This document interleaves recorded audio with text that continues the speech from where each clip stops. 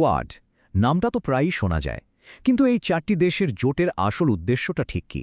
চলুন আজ মাত্র 5 মিনিটে পুরো বিষয়টা একেবারে জলের মতো সহজ করে বুঝে নেওয়া যাক। কোয়াড নামটা শুনলে হয়তো একটু জটিল মনে হয়, তাই না? কিন্তু চিন্তার কোনো কারণ নেই। এই কয়েক মিনিটে আমরা বিষয়টাকে এমনভাবে ভেঙে দেখব যে এর মূল ধারণাটা মাথায় একেবারে গেঁথে যাবে। তো আজকে আমাদের আলোচনার রোডম্যাপটা কি? আমরা প্রথমে জানব কোয়াড আসলে কি, তারপর দেখব এর মূল মিশনটা কি, এর কাজের পরিধি ঠিক কতটা বড়, আর কেনই বা এটাকে মিলিটারি জোট বলা চলে না। আর সবশেষে সবকিছু মনে রাখার জন্য থাকবে একটা দারুণ কৌশল। তাহলে চলুন একদম গোড়া থেকে শুরু করা যাক। কোয়াড জিনিসটা আসলে কি? কোয়াডের পুরো নামটা হলো কোয়াড্রিল্যাটারাল সিকিউরিটি ডায়ালগ। আচ্ছা, এখানে সবচেয়ে গুরুত্বপূর্ণ শব্দ কোনটা বলুন তো? ওটা হলো ডায়ালগ, মানে আলোচনা। এর মানে হলো এটা কোনো বাধা ধরা সামরিক চুক্তি নয়, বরং দেশগুলোর মধ্যে কৌশলগত বিষয় নিয়ে কথা বলার একটা প্ল্যাটফর্ম। তো এই কোয়াডের 4 সদস্য দেশ হল মার্কিন যুক্তরাষ্ট্র, ভারত, জাপান এবং অস্ট্রেলিয়া। ইন্দো প্যাসিফিক অঞ্চলে এদের প্রত্যেকেরই কিন্তু একটা বিশেষ কৌশলগত ভূমিকা আছে, যা এই জোটকে অনেক বেশি শক্তিশালী করে তোলে।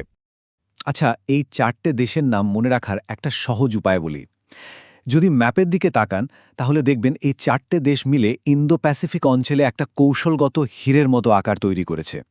এই ছবিটা একবার মাথায় রাখলেই কিন্তু দেশগুলোর নাম আর ভুলবেন না। এখন আমরা কোয়াডের সবচেয়ে জরুরি দিকটা নিয়ে কথা বলবো।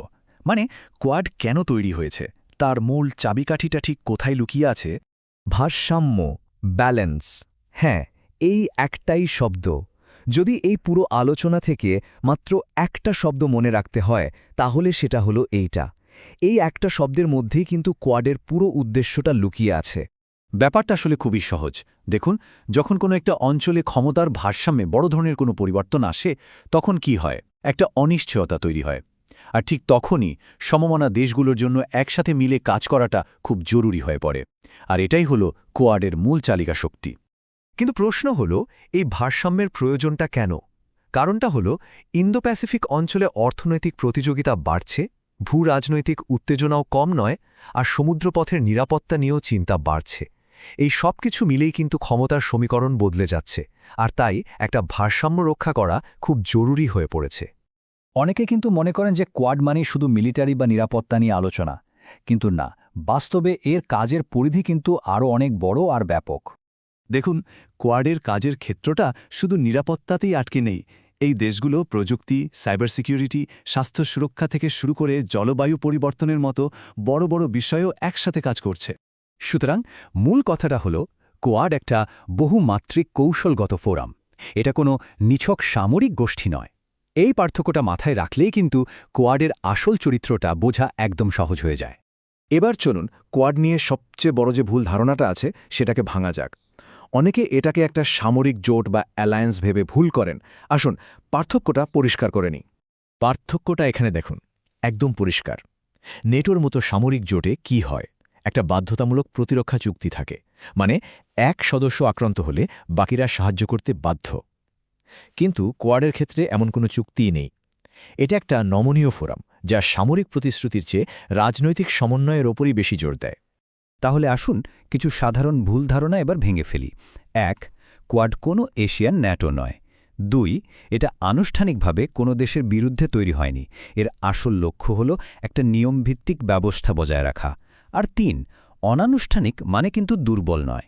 এর কৌশলগত বার্তা কিন্তু খুবই শক্তিশালী। দারুণ, আমরা প্রায় শেষের দিকে চলে এসেছি। চলুন এতক্ষণ যা কিছু জানলাম সেটাকে এবার ব্রেনের মধ্যে পুরোপুরি লক করে ফেলি, যাতে আর কোনোদিনও ভুল না হয়। খুব তাড়াতাড়ি উত্তর দেওয়ার চেষ্টা করুন তো দেখি। কোয়াডের সবচেয়ে বড় শক্তিটা কি? এর সবচেয়ে বড় শক্তি হল এর নমনীয়তা বা ফ্লেক্সিবিলিটি।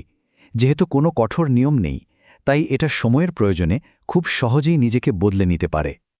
আচ্ছা, আরেকটা প্রশ্ন, এর মূল কৌশলগত যুক্তিটা কি ছিল? সেই একটা শব্দ মনে আছে কি? একদম ঠিক ধরেছেন। সেই শব্দটি হল ভারসাম্য। ইন্ডো প্যাসিফিক অঞ্চলে ক্ষমতার ভারসাম্য বজায় রাখাই এর প্রধান লক্ষ্য। আর নিন সেই ব্রেন লক বাক্য, যা আপনাকে সবকিছু মনে রাখতে সাহায্য করবে। বাক্যটা হল, কোয়াড ইন্দো প্যাসিফিকের গতি প্রকৃতিকে স্থিতিশীল করতে সমন্বয় করে। কি সহজ না? সবশেষে একটা প্রশ্ন রেখে যাই, কোয়াড কি শুধুই একটা নমনীয় ফোরাম, নাকি এটা বিশ্ব কূটনীতির ভবিষ্যতের কোনো নতুন মডেল? এর এই অন্যরকম গঠন আর বাড়তে থাকা গুরুত্ব আমাদের কিন্তু নতুন করে ভাবতে শেখায়।